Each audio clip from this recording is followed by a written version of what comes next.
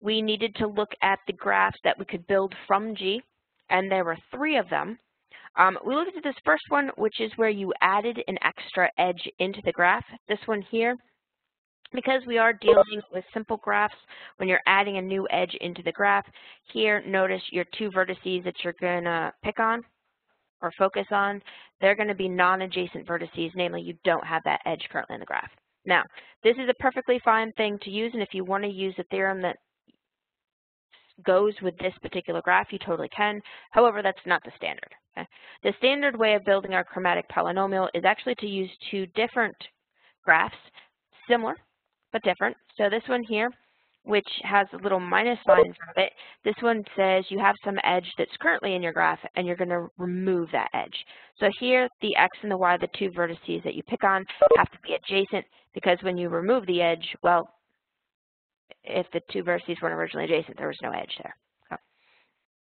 So that's one here. This is where sometimes called deletion, or you delete an edge. You also have what your book calls is coalesce, or sort of layman's terms, maybe merge 2 vertices together. In this particular case here, notice what happens. Again, you're going to pick some edge in the graph, so 2 vertices that are adjacent. And what you do is you essentially sort of think of the edge being like a string, and it's pulling the 2 vertices together. So literally that edge and the 2 endpoints, the 2 different vertices originally, are going to merge and turn into exactly 1 vertex. Okay, that's all stuff that we've done last time, and we talked about those 2 graphs because we got into our corollary. And I went ahead and actually put the name that goes along with this corollary. It's actually officially called the deletion contraction algorithm. Deletion here referring to the graph where you delete an edge, contraction, the graph that we talked about last time that's typically called an edge contraction is the operation. Okay? So you pick any 2 adjacent vertices in your graph. Notice adjacent because you're deleting an edge between them or contracting that edge. So you pick 2 adjacent vertices in your graph, and then the chromatic polynomial of the original graph is the chromatic polynomial of the graph where you deleted the edge minus the chromatic polynomial of the graph where you contracted the edge. Okay? And we went over like 1 example of this last time. Okay. Now, a summary of the formulas that you need to know. You need to make sure that you know how to find the chromatic polynomial of a tree and a complete graph. These 2 guys have actual formulas, and then any old other graph, you use this deletion contraction algorithm. Okay? So if you have any old tree, this is where you can totally put the little k's and k-1s, work your way across the graph. And for this one, the first vertex you deal with would be k, and all the other vertices would have a little k-1 attached to them. And remember, k was the total number of colors that you were working with. So when you build your chromatic polynomial, the first vertex, you could put any k colors, and the rest of them are just going to be k-1 colors each time. You multiply them together. Hence, number of vertices minus 1 in the exponent. With respect to the complete graph, remember every single vertex is adjacent to every other vertex in the graph. So using that same strategy, we saw that first vertex, use any of the colors. Next vertex, use any but one that's already been used, and so forth, where you keep subtracting the number of colors of the vertices that we've already dealt with. This goes all the way down to the end, where you say k subtract 1 less than the number of vertices, or the other way to remember it is you have a grand total of factors here that equals the same as the number of vertices in your graph. Why? Because each factor was attributed to each vertex. Okay? And then the same formula we talked about before. So that's where we have been. Now let's get somewhere new. Well, the first thing was I went ahead and pulled up something that's really common to see, and this is dealing specifically with cycle graphs. You can actually, and people do this, develop formulas for all the different families of graphs, not just trees, not just complete graphs, not just cycle graphs, but you can do it for a lot of different ones. We're not going to, but I wanted to go ahead and give you a heads up in terms of the cycle graph. Okay? So remember, the cycle graph looks, roughly speaking, like a polygon. So maybe it's something like this. And then what happens here, I don't know how many edges or vertices we still have. I just made a general picture. Okay? It turns out happens if you're going to do that delete an edge graph and then contract an edge graph. Well, if you delete an edge from this, what happens, it's not going to be a cycle anymore. It's just going to be a path or a path graph. Same number of vertices still, but it would turn into a path graph. Okay? So that's if you delete an edge. So delete, and that's delete any edge. We get a path, specifically a path graph. Then if you contract an edge, any guesses what happens if you contract an edge?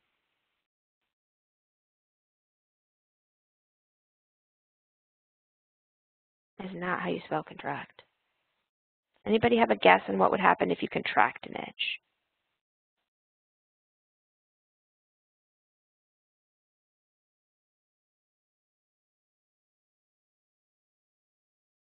So if you look at somebody like this, maybe we look at these two guys at the bottom. If you contract the edge, what happens? Well, the edge itself disappears, and the two endpoints merge into the same point. So what would that old cycle graph now look into? Exactly. It would still be a cycle graph, but there's one fewer vertices. So cycle graph with one fewer vertices. So it turns out if you are ever dealing with a cycle graph, it's always going to be converting into chromatic polynomial of a path graph on the same number of vertices minus the chromatic polynomial of a cycle graph on one fewer vertices. Now, other people noticed this same exact pattern, and they actually said, well, you know what? This guy here with a path graph, that's just a tree. We know this one's going to be k times k minus 1 raised to n minus 1, n here being the number of vertices. And over here, well, you iterate. So you would do the exact same thing again. And so you'd have inside of here another path graph's chromatic polynomial, subtract another smaller cycle. And people were like, there's got to be a pattern here. The dotted lines right here on the edge just indicate that I was trying to do this as a cycle of length n, but we can totally go ahead and put this guy back in and say that that's a specific example of C5, if you like. Okay.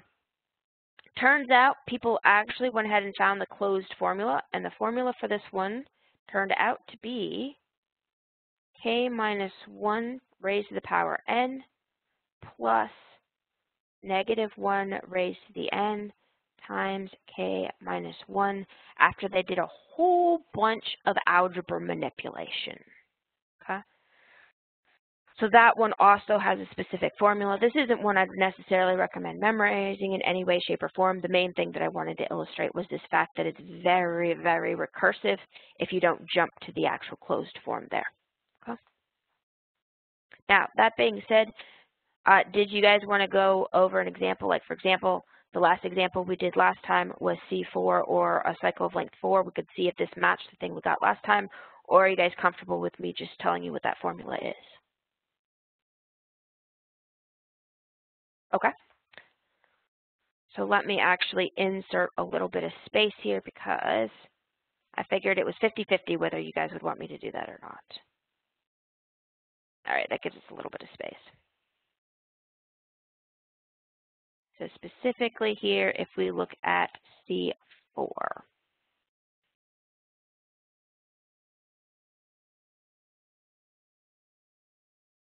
Okay.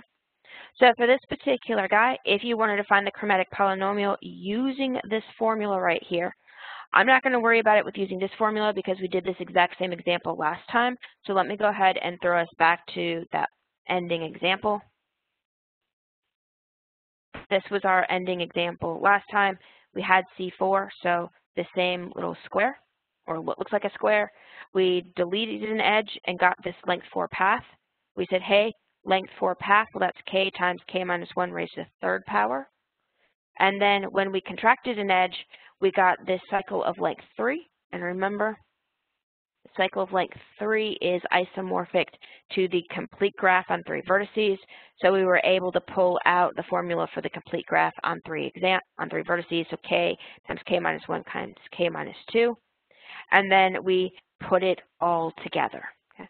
Let me go ahead and And then we did a little bit of algebra last time, and we found that this guy, this guy right here, was k to the fourth minus 4 times k to the third plus 6 times k squared minus 3k. Now, here's the deal. When we use the formula that I'm about to use on the same example again, we're not going to get this part right here where we've got expression minus this other expression. It will look a little different. But once you expand out the polynomial, it should be the same right down here. We should get these same coefficients of 1, -4, 6, -3. Okay? So we'll come back and compare our answer to this one in just a second. Let's actually apply the new formula that we just got. I'm specifically focusing on this part of the new formula. What we just went over was this part of the formula where we just applied that corollary in your book, or the official name, deletion contraction algorithm. Okay? So in this particular case, we have Cn. So this means that n equals 4. Okay? So that tells us if we apply our formula, we'll have the chromatic polynomial of C4 is, and I'm just going to plug it in. I'm only going to replace the n's with 4's. So this is k minus 1 to the 4 plus -1 to the 4 times k minus 1. And if you're not asked to simplify your chromatic polynomial, that is a perfectly fine form. To be fair, it's not going to look nice at all, but it technically is correct, okay? And that's it. That's how you would apply the formula. Now, if we want to check to see if this actually gives us the same polynomial that we had before using our deletion contraction algorithm, well, we'd have to expand this thing. Now, last time we looked at the expansion of k minus 1 to the 4th. That was k to the 4th minus 4 times k cubed plus 6 times k squared minus 4 times k plus 1. Next, we need to deal with this second term over here. And if we deal with this second term, the big thing is this -1 raised to the 4th. What is -1 raised to the 4th? Yeah, it's just going to be +1. So with just +1, that means we'll just be adding the k minus 1. So this means last terms here are going to combine. So we'll have k to the 4th minus 4k cubed plus 6k squared, and what should be our last two terms? I'm going to throw that to you guys.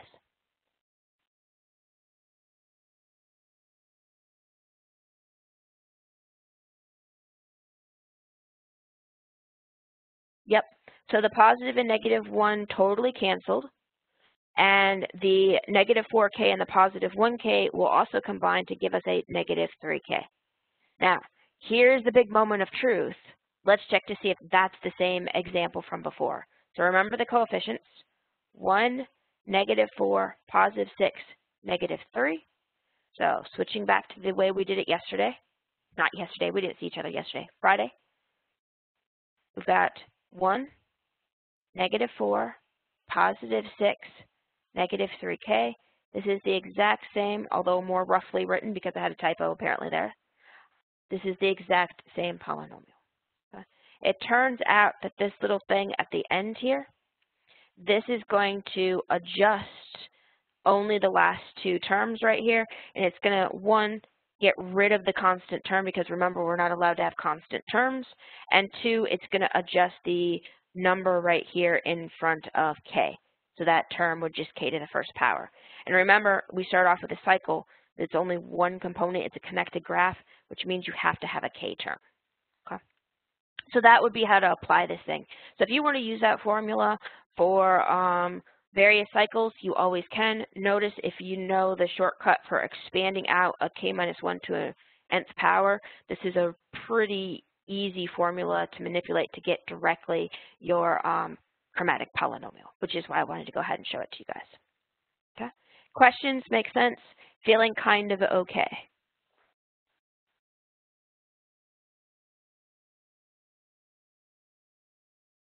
All right, so the next example that I've got for us was the example that we ran out of time on last time. So let us jump down here to this next example. You can just barely fit in there. So this example is specifically a graph that is not a tree, that is not a complete graph, and that is not a cycle graph. Now, does it have components of all of those guys in it? Sure. You remove enough edges, you're going to get one of those other types of graphs. But let's see what we would do here in terms of creating the chromatic polynomial.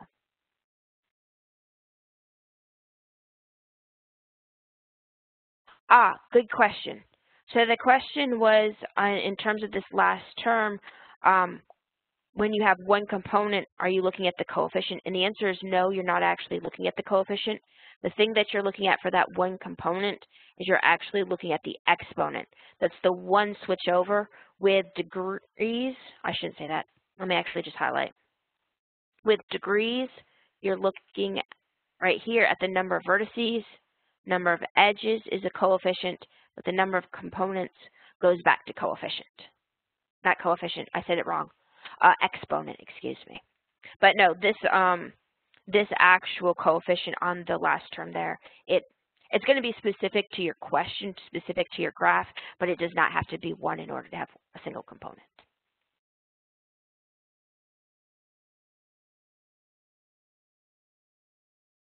All right, so for this guy here, I don't find my cursor. It's disappeared on me.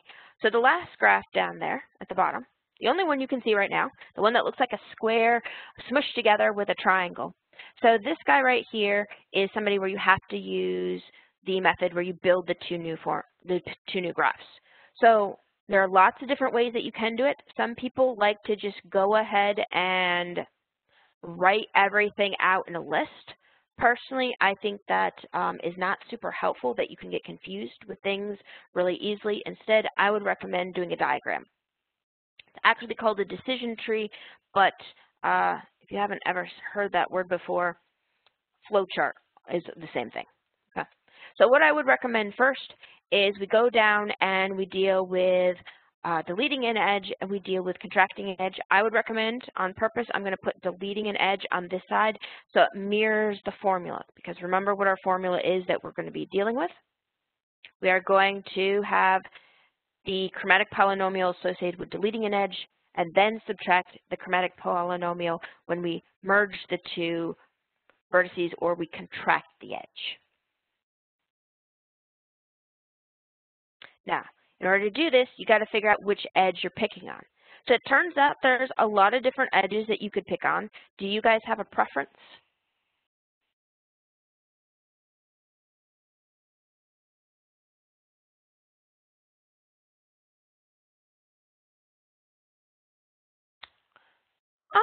It doesn't actually matter. So in terms of which edge you pick, you could actually pick any of these edges that you want. Now there's definitely strategies. So remember, we have formulas for only some types of graphs. So we have formulas for graphs that are trees. And remember, trees are where you have to have no cycle. We also have formulas for complete graphs.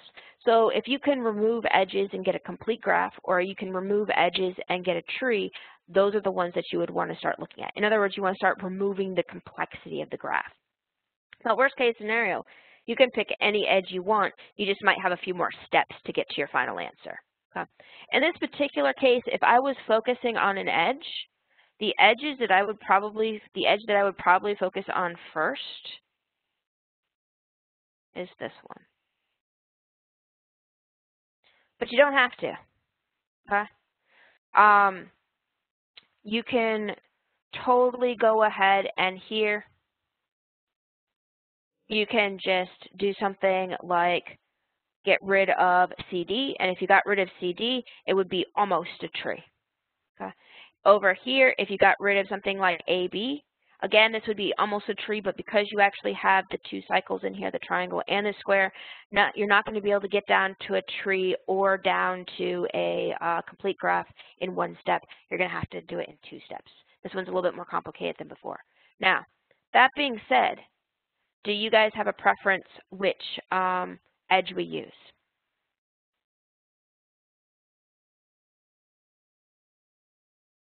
And then, of course, that's the one I just got rid of.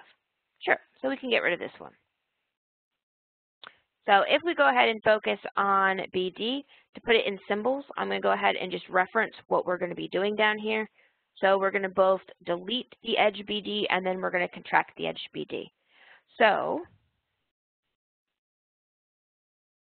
we've got, if we delete the edge BD, this guy is going to look kind of like this. That was a terrible rendering. So we still have A, B, C, we still have D, we still have E. The only thing we don't have is that in the middle edge. Now notice this guy actually turns into C5. Now when we go and we merge these two vertices, or when we contract that edge, notice what happens. We'll have here A, B, C, but B is really now going to be both B and D. E is still its own vertex, but then you have to go in and fill in all of the edges here that go between either B or D and the other guys in the graph. Well, AB is an edge, so that stays. BC is an edge, so that stays. BD, well, that's the edge we contracted, so we don't have to worry about it. That deals with those three edges. AE, we've got ED, so we'll put in ED. And CD, well, CD is now the same as the BD edge, so we'll just keep it like this. Please, please, please do not put this into a multi-graph. So please note when you contract an edge, sometimes other edges turn into the same edge.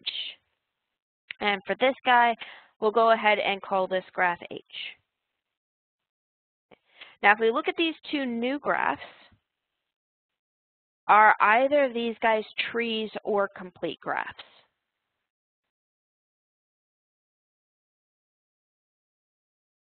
What do you guys think? Are either of those guys trees or complete graphs?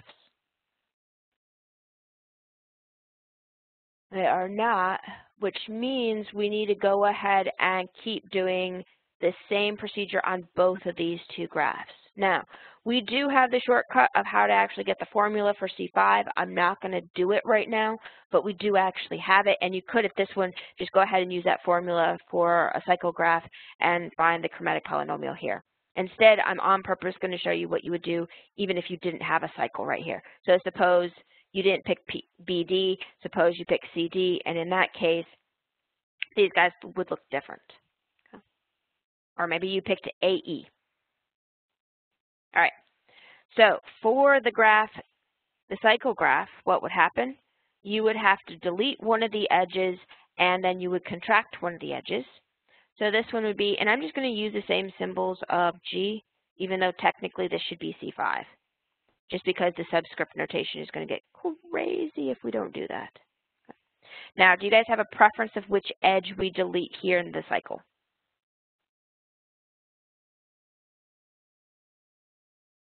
Any preference? BC? Sure. So if we go ahead and delete that guy, in terms of the cycle, you're only going to have left a path. So we have A, B, C, D, and E. And in terms of the edge contraction, this is where it turns into that smaller cycle. So now A, B, and C are the same vertex, and then D and E. Okay. Now, we haven't yet dealt with this little graph that we called H, but we can go ahead and finish up this side. We just create ourselves a path. This is specifically a path with 5 vertices. Is a path the same thing as a tree?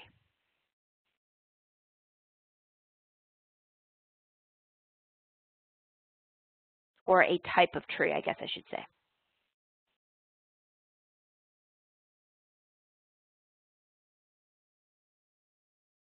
It is, so we can go ahead and use that same formula for a tree. This is also somebody that we computed yesterday, the day before as well, I believe.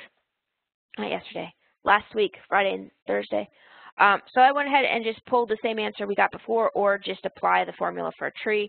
You've got k times k minus 1 raised to the 4th.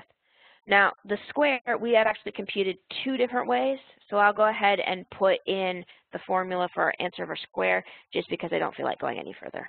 So this is C4. So C4, did we actually want to expand that out? I'll go ahead and leave it in factored form for now, just because. So this one turned out to be k times k minus 1 cubed minus k times k minus 1 times k minus 2. And that was the pre-expanded format that we got last time.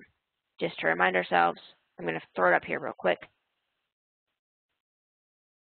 The pre-expanded form right here. So that's the format I took. And I did that on purpose just for a factoring issue that we'll see in the future.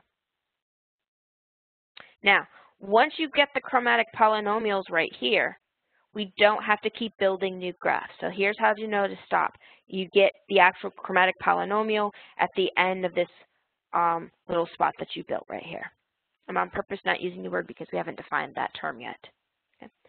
Now, on the other side, the graph that we hadn't kept dealing with, we still need to find the chromatic polynomial of h. We still need to figure out what's going on here.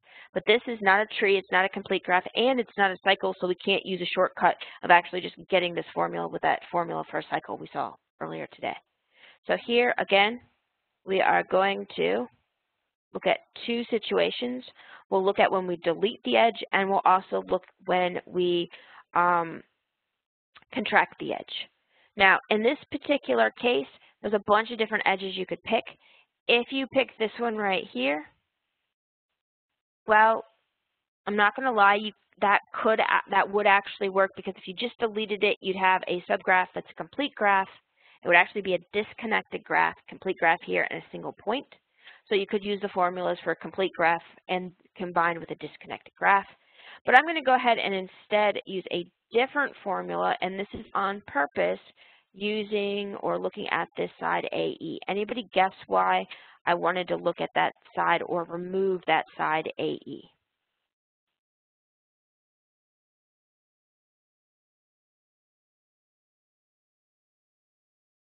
You got it. Totally looking ahead there of trying to build a tree. So if we look at these vertices, A is going to be the same as E. I'm going to take B and not worry about the B was equal to D from above. And we have C. Now we'll go ahead and check to make sure that we've got all the edges. B and C weren't affected. A to D, C, can't speak. A to B, check. A to E, don't need it because that's the one we contracted. E to D, or E to B, yep, we got it. So this one here would be our new graph.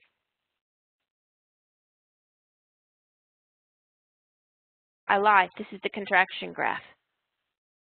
Just a second.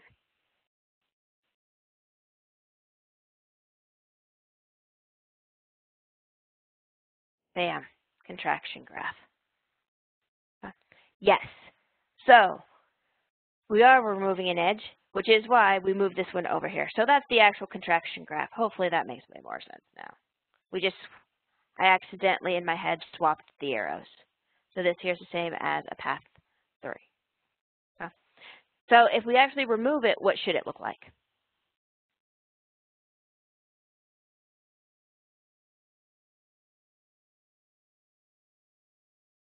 Yep, a path though is technically a tree.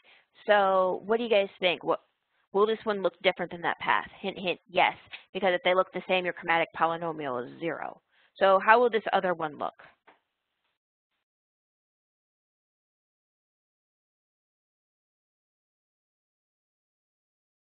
Because normally this one's the easier one until you accidentally mix up what you're doing.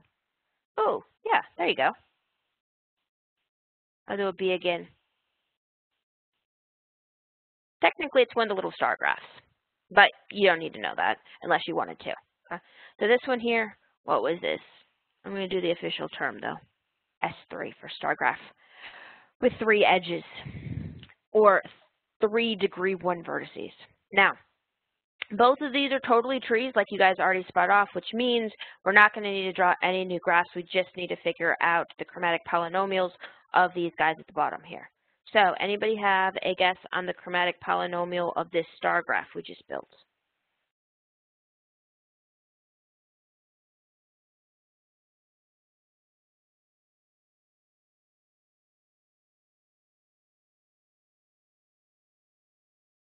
Now the key thing is that both of these were trees, yep. So this one would be k times k minus 1, and the exponent on the k minus 1 is 1 fewer than the number of vertices. So it would totally be k times k minus 1 raised to the third power, as several of you guys sent it in. Okay. Now the one here with the path with 3 vertices, what should I write down for its chromatic polynomial? Yeah, it's almost exactly the same thing, except there's 1 fewer vertices, so it's k times k minus 1, but squared. Now, here's where the fun part's going to happen. Let me put this so you actually have this full tree. Should not be using the word tree here. So, the overarching chromatic polynomial of this whole thing is built off of these 2 smaller graphs. Okay? So let me draw in, what's a good thing? I don't want something too obnoxious. Maybe this light blue. So we've got to figure out the chromatic polynomial of that C5, that cycle 5 graph, and we need to find the chromatic polynomial of the graph that we labeled with H. Okay, so that's the part we have to do first. Please note you are definitely walking up this flow chart that we made. Technically a decision tree or a rooted tree, and all the information is coming from the leaves of the rooted tree. All of those are terms that we're going to get in section 3.1, so we'll get that as soon as we finish dealing with our examples of chromatic polynomials. Okay. So if we wanted to find the chromatic polynomial of H, let me pull us back here, and actually let me make this blue so we know that we're working up. The chromatic polynomial here of H is what? And this is where order matters. I'm just going to go ahead and read this graph, read this information left to right. It's deleted edge minus contracted edge. So this is k times k minus 1 cubed minus k times k minus 1 squared. Wow, that was trying to be a 2. There we go. Good so far. Please note you could totally simplify this thing. What will happen commonly is you'll do a common factor. K times k minus 1 is a common factor, and what you'll get is k times k minus 1 squared multiplied by k minus 2. I'll just put that as an OR.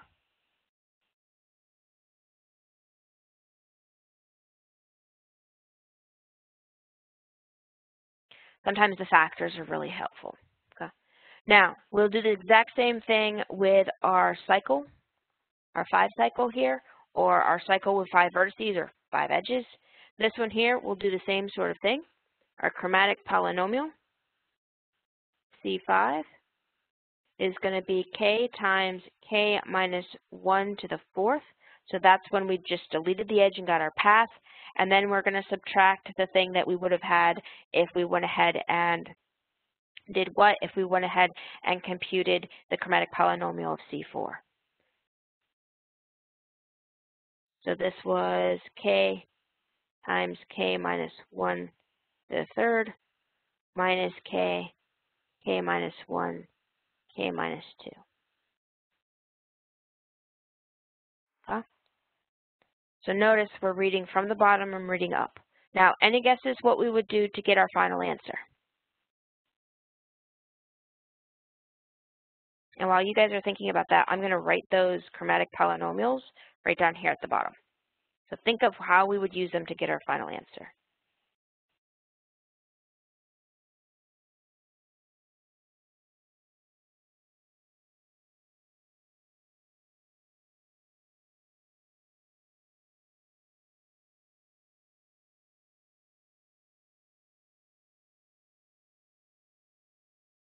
Yep, that's literally all you do. So you guys definitely can type that faster than I can write. This is k minus 1 raised to the 3rd, k minus 1 squared. And in terms of these guys, that would mean that the chromatic polynomial of the original graph is simply k times k minus 1 to the 4th minus k minus 1 to the 3rd plus, and I just distribute the negative for that one, k minus 1, k minus 2, and then k minus 3 minus k minus 1. Now, if we were always going to be handwriting things, I would say leaving it in this form is perfectly fine, in part because I can see your work really easily. But if you need to upload or enter things into Canvas, one of the things that I would need you to do is I would need you to actually expand this out into polynomial and enter in the coefficients of the expanded version of the polynomial. And the reason for that is depending on which edge you choose to focus on, these formulas may be a little bit adjusted. At the end of the day, you'll get the exact same polynomial, but the individual terms might be in a slightly different order, and there's too many combinations for me to put that into Canvas to get it graded appropriately. Okay, so just as a heads up, if you are writing something by hand, watch the directions. If the directions don't say to expand it out into a polynomial, if you want to just leave it in this format, that's okay. However, if you are entering it into Canvas, one of the things you'll notice is it will ask you, hey, what's the polynomial, and you're only entering in like the coefficients, or it'll say put it in expanded form. And the standards are highest degree first down to coefficient at the end. Yes to all of your questions. You definitely subtract them. You'll subtract the H1 second, so that would be the one over here, and do this 5 cycle first, and always, always, always work your way up. Notice one of the things that you can also see here is see these last guys, and let me actually highlight them for us. You can actually see these building blocks in the formula. Not once you multiply it out, but in the original formula. Notice here, you've got the k minus 1 to the 4th. Here, you've got this guy right here, but the sign actually changed because we subtracted. So those two terms, the sign changed. Over here, because it's on that far side, again, we had the sign flip. And over here, we were also having we subtracted twice. So this one, if you distribute it out, would be a plus. It does, in fact, have a plus minus thing working its way through here. Now, if you actually did go ahead and multiply all these guys out, I'll give you both the factored form and the expanded form. Factored form turns out to be there's a common factor of k, there's a common factor of k minus 1, and there's a common factor of k minus 2, and that's as good as you get. Everything else in terms of factors is k squared minus 3k plus 1, not plus 1, plus 3. And if you actually expand it out so it looks like a proper polynomial, this guy is, did I actually get that expanded out? It looks like I did not get the expanded one, and I am not going to do that in my head right now. Okay. So that would be the idea of using this sort of flowchart way of grabbing the chromatic polynomial. Now, here is the question for you guys. Does that make sense?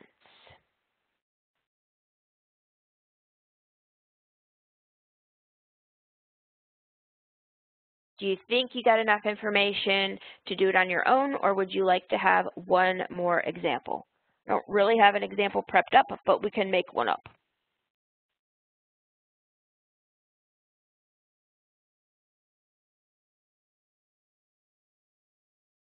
All right, I currently have a couple of votes for both ways. It looks like there's more votes for an extra example.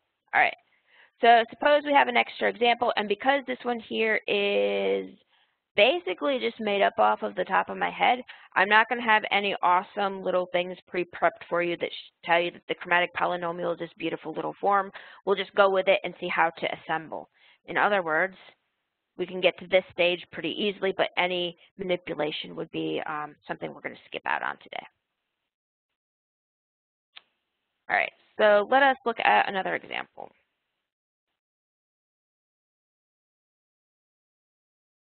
Suppose we want to find the chromatic polynomial, so find chromatic polynomial of some graph G.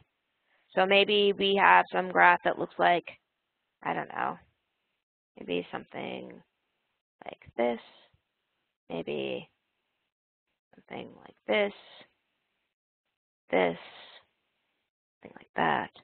I don't want it to be totally a tree, so let's close that in. And maybe something like that. So it looks a little bit different, but kind of related to one of the graphs we saw a little bit earlier. All right, so if you have a graph that looks like this and you want to find its chromatic polynomial,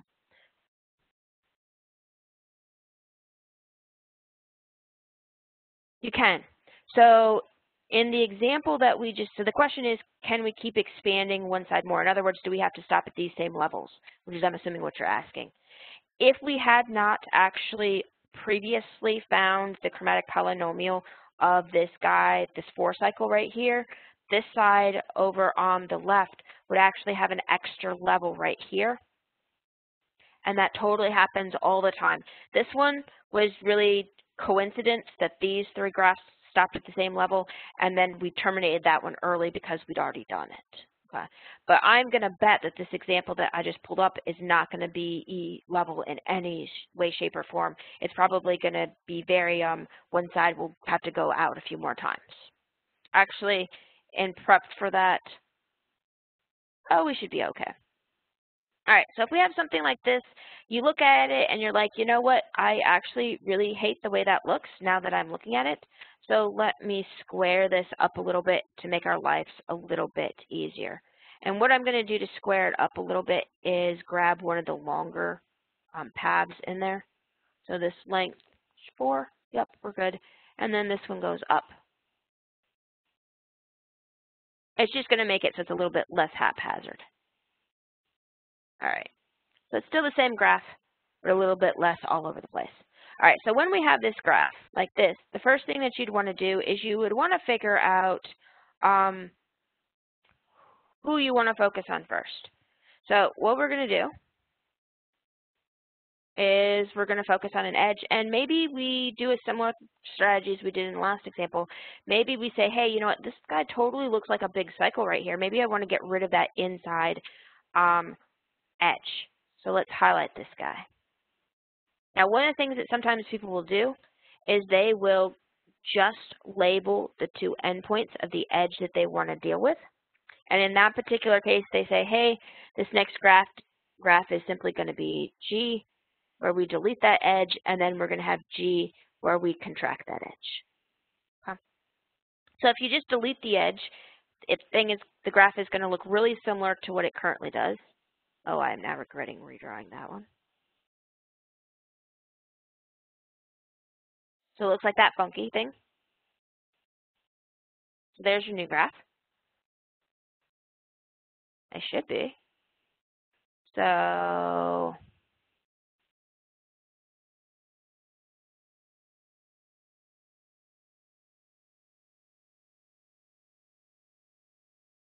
let's see. Oh, it does look like we switched up an edge. Well, since we already started drawing these ones on the black one, we'll just go ahead and cross this one off. There we go. So this one here, we just went ahead and deleted the one edge. And if we go ahead and contract the edge, what happens over here? Well, the X and the Y have to be the exact same edge. Excuse me, the same vertex. So here, X equals Y. Here we had X and Y. So we should have that. So let's see. From X and Y, we had 2 over. 1, 2. We still have the same one up. We're good there. This one here is going to turn into 1 edge, so we're good there. And then we'll still have that part at the bottom. So 1 here, and it should be that. Oh. All right. So once we're at this stage, you look at the 2 graphs, and you say to yourself, hey, do I have graphs that are either complete graphs or trees? So what do you think? Do we need to do this procedure again, or are we good to actually go ahead and find the formulas? Correct. And the answer is we need to do it again because neither one of these are trees or complete graphs. So if we look at these 2 guys, and here's where you start the problem literally over again. You're going to have to focus on an edge that you want to delete. Now, in this graph that's on the left-hand side right here, what would be an edge that you'd want to delete? I know they're not labeled, so maybe a descriptor would be the easiest way. You'd want to find one of the edges where?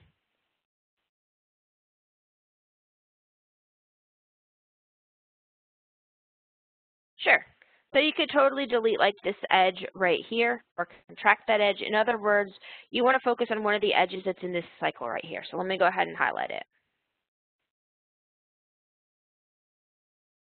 So maybe we actually go in and also label this. Maybe we want to get rid of Y and Z. Okay. So here we'll go ahead and delete it. So if we delete it, we'll still have the Z at the top.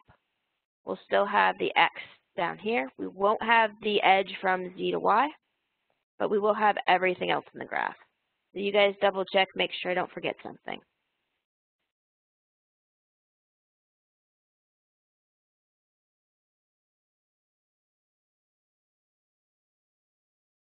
Okay. So then if we contracted the edge, what would happen? Well, this part here that's currently a cycle would just be a cycle that's one fewer edges in it. So we'll still have the part that wasn't in the cycle. We'll still have here out to Y. We'll still have the part that goes down and around. And then we'll have this guy. Do a quick double check, make sure that works. And I'm going to abbreviate here minus and equals. Minus for the deletion, equals for the merging or the contraction because of the equals right there. Now, here's the key question. Are those the right two graphs for the graph we had in the earlier level? And let's call this guy G1. Correct. So this one here on the left is totally a tree right now, so we can use the formula. So the formula is k times k minus 1 raised to a certain exponent. What's the exponent need to be for this guy? 7? Let's see. 1, 2, 3, 4, 5, 6, 7. 7 looks good.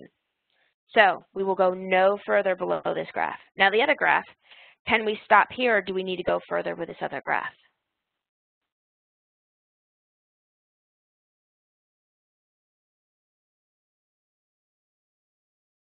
What do you guys think? Stop here or do we need to go further?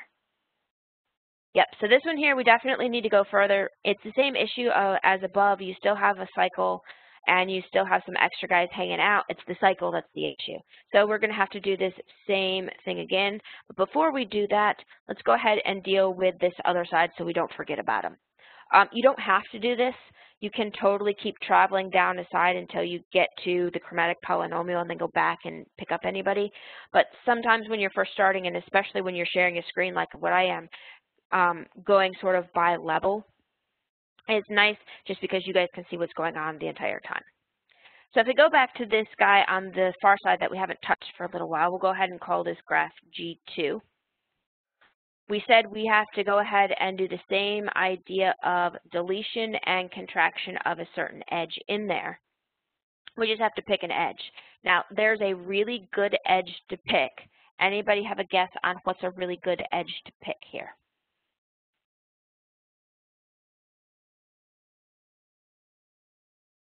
I know they're not labeled. Feel free to do a description. Okay, yeah. So as long as you don't pick these guys that are sort of hanging out, as long as you pick one of the guys in this little 4 cycle right here, you're totally good, and it doesn't matter which one you pick. Let me see if I can match up the ones that you guys describe. Well, I got 2 different guesses. The 2 guesses I have are either for this bottom one, but more guesses came in or suggestions came in for that one. So I'll go ahead and deal with that highlighted edge. And again, it's going to be, it would look very similar either way. Not exactly the same, but very similar. So here, if you just straight up delete the edge,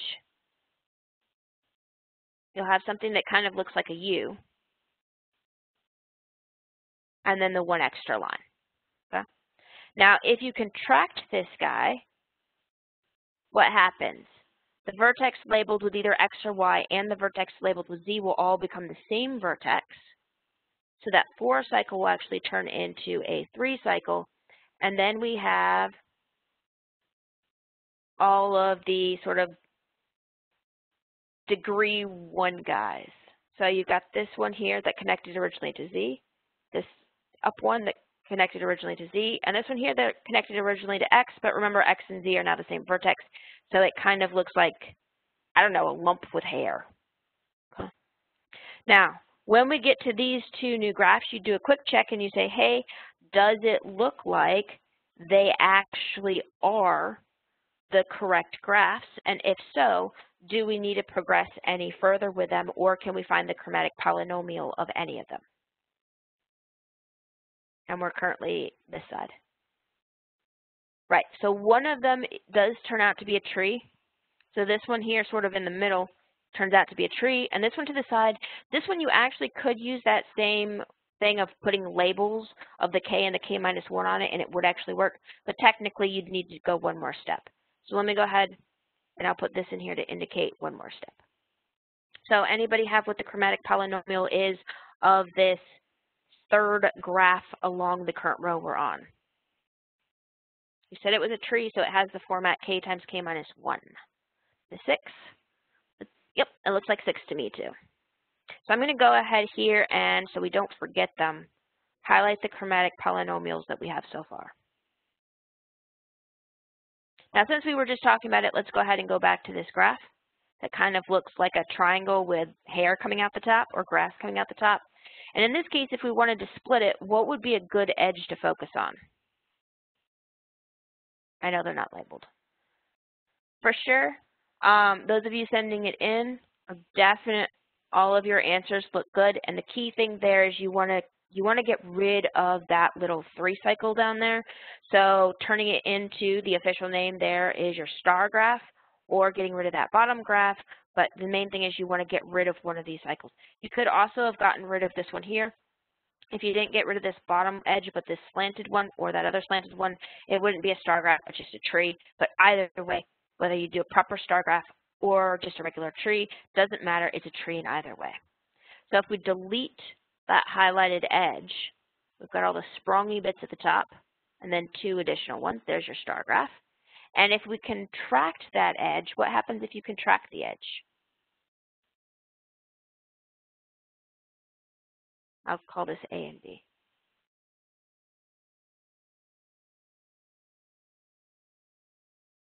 You got it. It's another star graph, but it's a smaller star graph than before. And what does that tell you about the chromatic polynomial?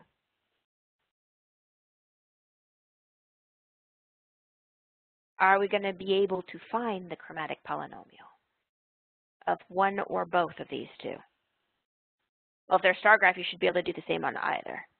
So yep, it turns out you will be able to figure out the chromatic polynomial for both of those two guys. They're both trees, so it's going to be K times K-1 raised to a power. Anybody got what those two exponents should be?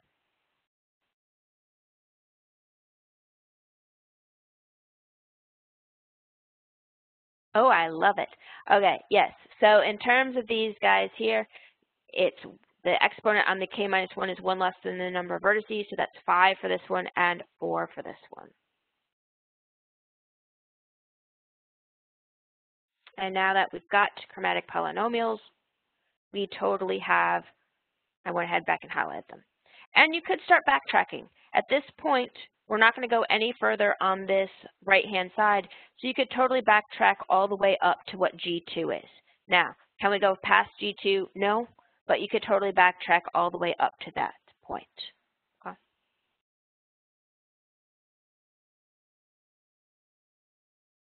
Now, the only thing that we haven't done yet, we haven't done this guy. And notice this is why I went ahead and put these arrows. That was just to signpost it for ourselves, is don't forget to come back and deal with this guy. So if we want to go ahead and do the same method of contraction and deletion for this unnamed graph right here that sort of looks like a slug with antenna, what should we do? What edge do you guys want to focus on? Technically, you could pick anyone in the graph. But there are 2 that I would definitely not recommend. Right. So I would definitely recommend one of them in this little loop right here. Do you guys have a preference? I don't see any preferences coming through, so maybe you pick on that guy right there because that was where my cursor was. So here, if we delete and then contract, we just straight up delete, what happens? What type of graph are we getting?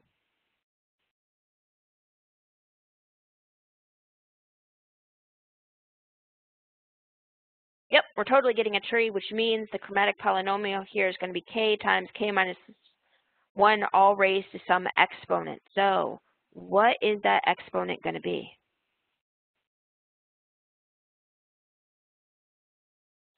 Let's see, you guys said 5 and 6. 1, 2, 3, 4, 5, 6, 7.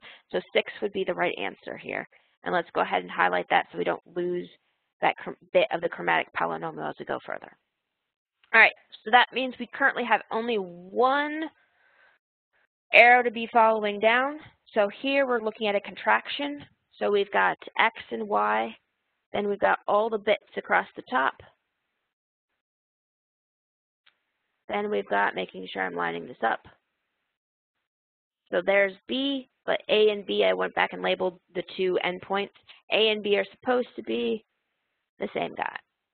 So what happens next?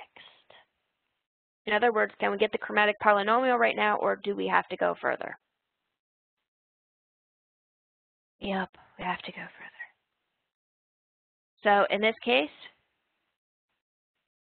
you pick on a edge. Doesn't matter which edge you pick on. Do you guys have a preference? I know they're not labeled. So maybe you grab this guy. Notice now, in terms of things, examples that I'll pick for you guys or in textbooks, people spend a fair amount of time actually picking these examples so it doesn't go on forever. Okay. So for this guy, if we just delete, we'll have what? We'll have that bit at the top. We'll then have this part down here. Should look like that. Do a double check. I did a contraction again. Ugh. Double check that that's the contraction, and I'll move it.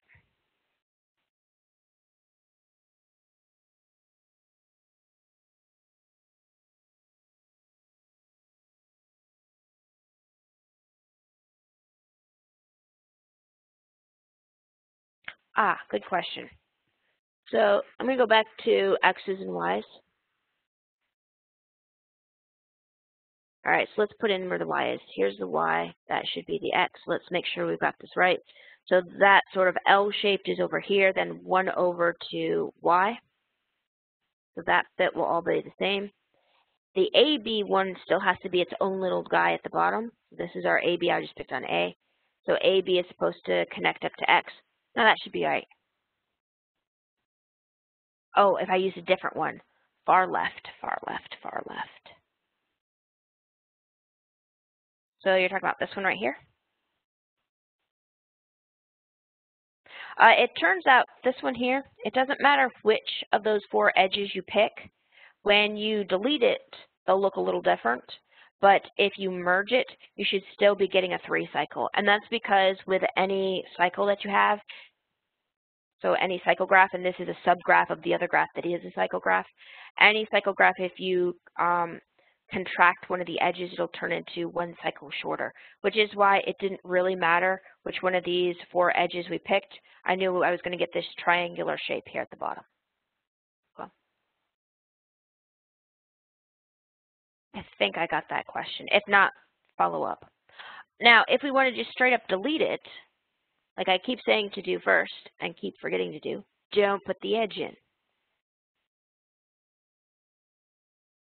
So that should be the graph with the deleted edge. Do a quick double check, make sure that actually is the right graph.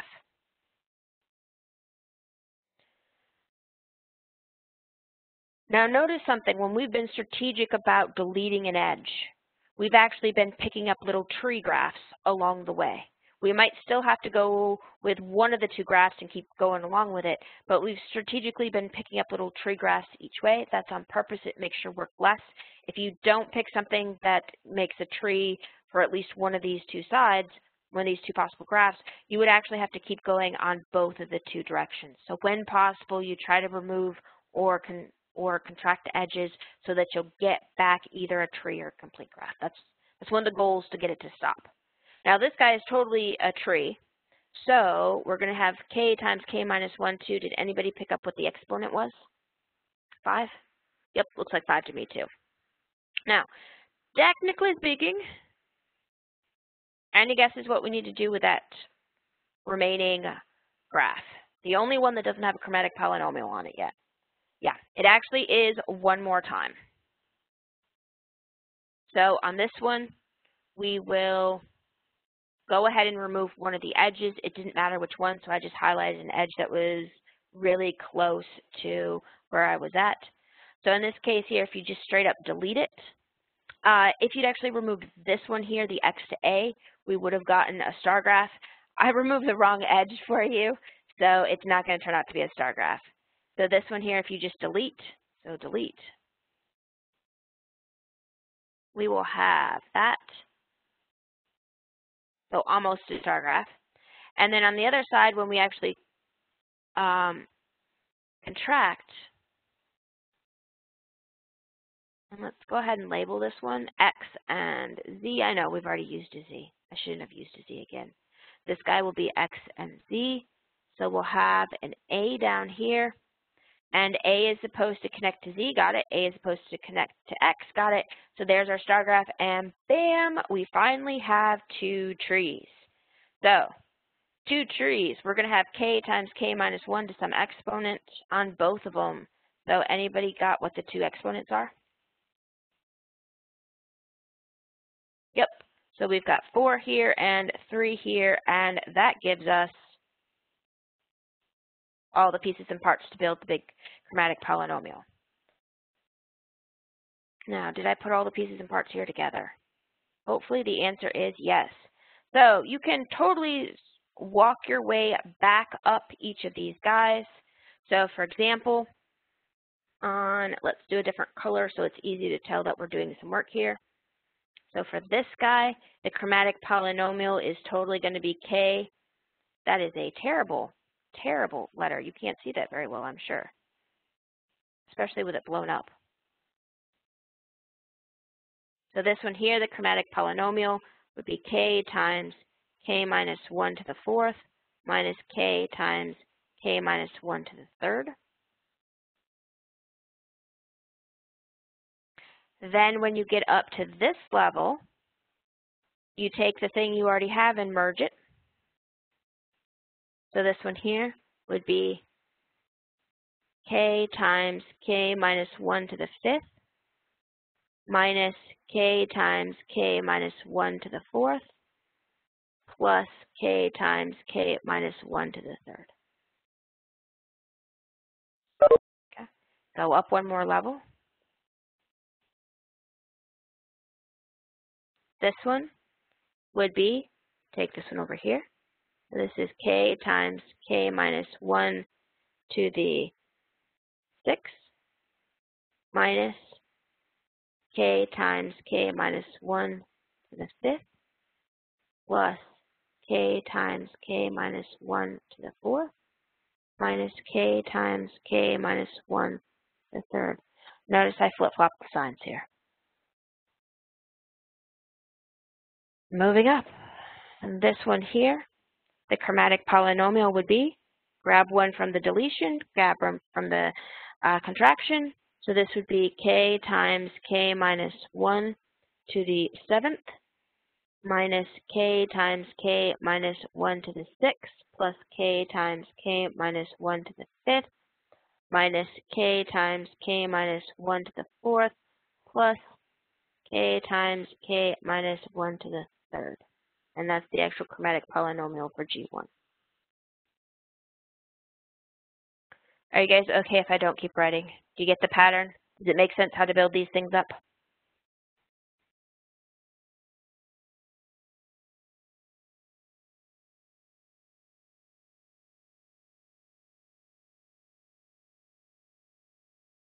I've got a couple yeses, but if you want me to keep going, you need to let me know. Okay. So this one here is you just keep on building it up. Notice one of the things that people will do is I did the symbols of negative for deletion and equals here for the contraction just because that matched the subscripts. But people will also, too, put a plus for the deletion and a minus for the contraction. And if you put a plus and a minus on these arrows, when you go all the way down, you actually multiply by each of the pluses or minuses on each of these terms, and then you just add up all of these terms with the appropriate plus or minus in front of them at the very end. I'm going to let you guys see that on your own. But yes, so build up the two sides until you get to G1 and until you would then over here get to whatever the chromatic polynomial is for G2. Once you have those two things, the actual answer up here for the chromatic polynomial of the original guy is going to be the chromatic polynomial of G1 minus the chromatic polynomial of G2, and that would be the final, combine those two formulas together at the very end. So it's all about backtracking and merging the information together, where you're always subtracting. And if you did it in this order, where you delete it on the left and contract it on the right, you're always subtracting the branch on the right from its sibling branch on the left, if that helps. But I did use terminology we haven't defined yet. Okay. All right, I think I answered most of the questions. If not, shout out real quick, but that is most definitely the end of that question. I guess, yeah, that would be how to deal with these chromatic polynomials. So, in a little bit of time, scroll down, yes. In a little bit of time that we have left, we'll go ahead and we'll start in on section 3.1, which means we should probably finish section 3.1 tomorrow. We'll just be dealing with some of the naming conventions. And since I inadvertently used some of them because I couldn't figure out how to get around not using them in these examples, you'll see some things that are now actually defined of the words that I used. Did you guys see everything that you wanted to see on this example? Copied down everything you needed? And I'll go ahead and post this right after class too. Actually, if I get a chance, I may actually go ahead and give you the final answer for the chromatic polynomial at the end too when I post it. All right, not seeing any fussing from you guys, I'm going to move on to chapter 3.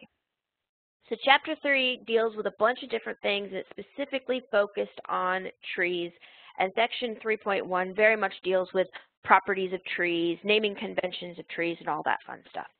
So the first thing is to remind ourselves a tree is just a connected graph that has no circuits. We've just been dealing with trees a bunch, both in the little graphs we were building, and we actually built a tree of trees in those examples with the chromatic polynomials. In fact, what we were building with that last example was what's known as a rooted tree. Namely, there's a direction assigned to the edges in the tree. Sometimes it's explicit and you actually have a digraph, so like the arrows that we just had with our chromatic polynomial. And sometimes it's more implicit, where in the tree you don't actually have directed edges, but you still have the components of a rooted tree except for the directed edges. Now, let us look at some examples. So, first example I've got for us with a tree. All of these guys are actually oriented in a certain way. So with this first example right here, what I did is I went ahead, and it's an example of a rooted tree. One of the key hallmarks of a rooted tree is you have one of the vertices that is denoted as your root. And then if you are a digraph, all of the other edges are falling from that root. Note why I mentioned that chart, that flow chart that we were doing to build our chromatic polynomial was in fact something as a rooted tree. The root would be your starting point, and then these are all the possible locations where you can keep on traveling from there. Okay. So that would be the idea behind sort of the basic example of a rooted tree. Now, the second one over here, you can also go ahead and in any tree assign a root, and that would still just be exactly one vertex of the tree. What would then happen? You would then look at it and say, oh, notice there's no arrows here, but there's an implicit direction that we're traveling out from the root. So in this particular case, what happened? You're still going out, you just didn't happen to put in the arrows. Okay. Technically, when people say rooted trees, they do normally mean that you have directed edges, but it's really common to take any old tree and convert it into a rooted tree simply by assigning a root. And then even though people don't write the arrows, it's still, you got this direction involved. Okay? Yeah.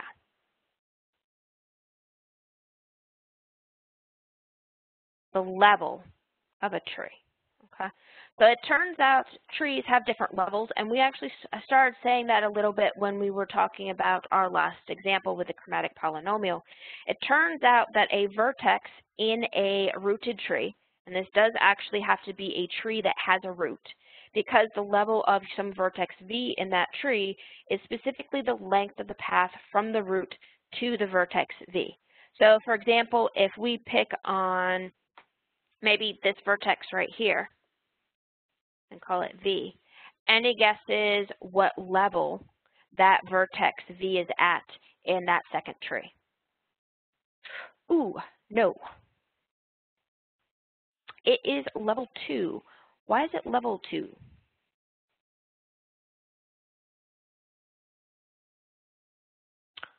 Right, so watch out, lengths of paths are what? It's based off the number of edges. So the number of edges from the root, we have this exactly one path, because remember with trees, there's exactly one path from between any two vertices. So exactly one path here, and it has 1, 2 edges. So you're not going to have options in terms of level, you just count up the number of edges involved. Which means if we go to this one that actually is the proper rooted tree, your root is actually what's known as level 0, because you're already there. Everybody 1 edge away from the root, those would be your level 1 vertices, or level 1. 1 further down would be level 2, and here, with this one, almost all of our little branches of our tree came all the way down to the very end, and we're down there at level 3. Okay? We did have one guy that stopped early, and that's okay. Over here, you can do the same thing. You've got your level 1.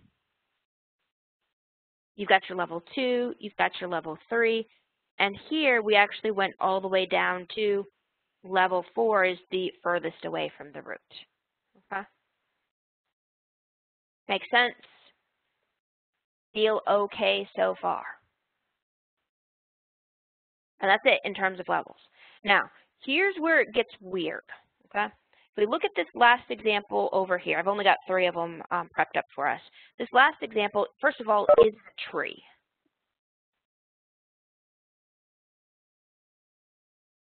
Yep, it's totally a tree. However, the question, of course, is it a rooted tree?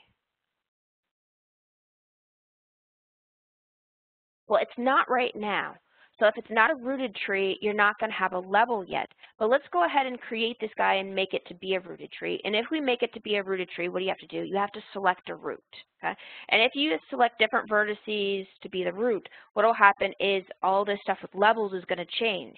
So like if I selected this top guy here to be the root, the level of all the different vertices would be different than if I selected this guy down here to be the root.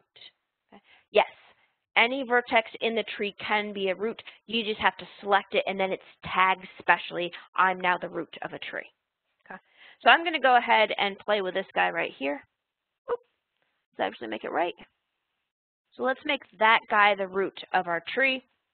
Now, once you know who the root of your tree is, you can always redraw the tree so that the root is right here at the top, and then everything else falls all the way down. And that is totally something that can be done. But yep, any vertex in your tree can be a root, and once it's designated, then you have your rooted tree. And that's why I talked about you can have the edges with directions or not directions. Okay. So what I did is I went ahead and I gave this example to you guys up in Poll Everywhere. I cleared your guys' earlier answers because until you knew who the root was, you couldn't answer the question anyway. So see if you can figure out what the level of that vertex V might be.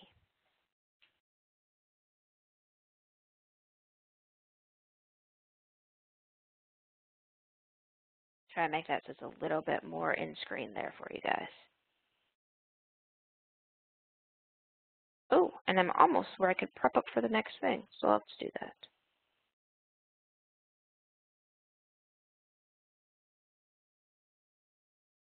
The key thing here is do not overthink it. Now, the next thing that we want to look at are some types of vertices in the tree. So we've already looked at where any vertex can be designated as a root. Once you've designated that special vertex as a root, you're good to go. Here are some of the other ones. Of a vertex, you can have a parent vertex. You can have children vertices, you can have sibling vertices, and you can have grandparent vertices. In a tree graph, the components or parts of the graph are typically denoted either by like family trees, so here, parents, children, siblings, grandparents, or by like the plant trees, like plants versus forest. And yes, we use both of them, okay? So for example, if we go back here to tree 2, and we focus in on the guy that we looked at before, that was right here, our vertex V that we labeled. And actually, I need to label some more of these vertices for us. So maybe we have A, B, C, D, E, F, G, H, I, J, K, L, M, N, O, P, Q, R, and that's all of them. So any guesses who the parent of vertex V is in the second tree? Yep. So, and let me actually just go ahead and label this in the right down here. So the parent would totally be vertex A. You just go back up the tree, or towards the root is the official way of doing it. Yes, you're totally right. So let me get rid of that extra one. In terms of children, does vertex V have any children? What do you guys think? Where would we look for children? You would look down the graph or further away from the root. So I would actually be the only child of vertex V. Now, on the flip side, if we look over here to K, that little scribble, how many children does vertex K have? Yeah, if you look down, you've got 3 children there, okay? Now, siblings. Siblings are what? Siblings would be vertices at the same level that share a parent. In other words, like brothers and sisters, okay? So in this particular case here, if we look back up at vertex V, what do you guys think? Does vertex V have any siblings? And I've got a couple of guesses. And the correct answer is one of the answers that came in not shared with everybody. Oh, nope, there it is. The answer is there are no siblings to vertex V. Now, there are definitely other vertices on the same level. So watch out. When you go up to the parent, does the parent of vertex A have any other children? And the answer here is no. So this guy would have no siblings. Maybe he's got cousins. Okay? Those look like, if we wanted to pull the analogy further, maybe he's got cousins because they're the children of the siblings of his parent. Now, any guesses about grandparents? What they might be here for vertex V? Yep, it turns out the grandparent is actually the root, and since we didn't label that root by anything else than simply the root, that's all I can do for naming conventions. All right. So, moving on, the other big type of vertices, other than the root and parents, children, siblings, grandparents, these guys very much are relational. So depending on what graph you have, you'll have different guys here. Now this was only for vertex V. The question that came in wanted to know if grandparents would always be the roots, and the answer is no. As soon as you're level 3 or below, your grandparents will be below the root. So for example, if we picked on vertex I here, anybody got a guess on who the grandparent of vertex I would be?